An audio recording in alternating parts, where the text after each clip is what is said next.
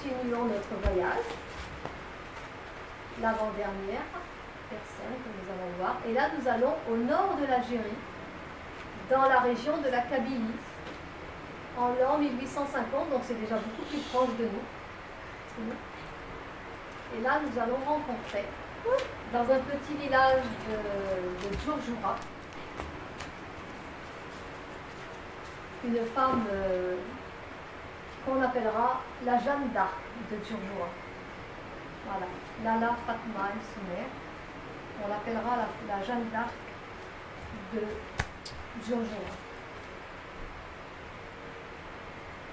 Donc elle était, son père, il est le chef d'une école coranique et donc très tôt on veut la marier. Mais elle refuse. Elle est déjà un peu rebelle. Elle refuse, donc on va l'enfermer. On va l'enfermer. Il y a un film qui est tourné sur elle d'ailleurs. On l'enferme. Et suite à cet enfermement, pendant quelques semaines, on va dire qu'elle va vivre une certaine métamorphose, puisqu'elle dira que Dieu lui a révélé sa foi finalement. Vous vous souvenez pour Rabia, la solitude, le désert, le silence intérieur, elle c'est un enfermement. Il y a souvent chez les initiés, on retrouve souvent cette phase-là derrière là. La retraite spirituelle. Voilà, de retraite spirituelle, peut-être des fois forcée. Et donc, elle va être enfermée, bon, elle sera métamorphosée. Et puis finalement, elle finit par accepter de se marier sous la contrainte. Mais sa belle famille va la ramener au bout de 30 jours. Donc, on ne sait pas ce qui s'est passé. Apparemment, elle leur menait la vie impossible. Ils ne la supportent plus. Donc, on la ramène. Et finalement, tout le monde au village lui tourne le dos. Et elle est mise en quarantaine. Donc elle est vraiment exclue. Et on va considérer qu'elle est folle. Et là, c'est là qu'elle va vivre une deuxième métamorphose. Parce qu'elle passe ses journées dans la montagne. On dit qu'elle va passer sa journée dans une grotte et elle redescend au coucher du soleil.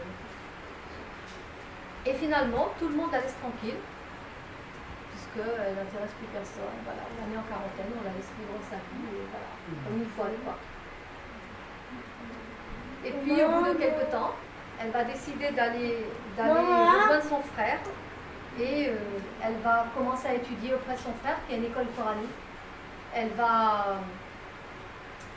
apprendre le Coran, l'astrologie et bientôt elle va diriger l'école avec son frère.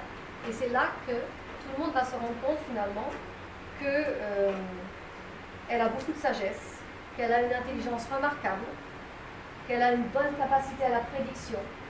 Et puis surtout, elle a beaucoup de révélations, beaucoup d'intuition. La nuit, elle rêve et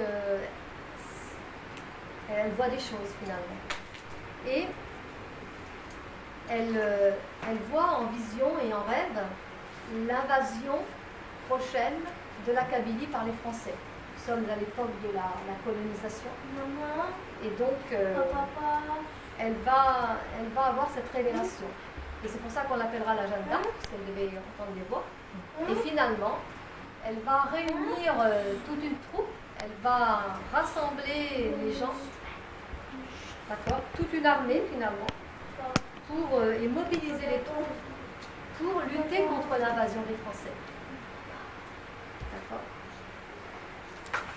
Et on va dire qu'armée d'une foi infaillible, elle s'est jetée dans la bataille pour repousser l'ennemi. Donc elle a gagné plusieurs batailles.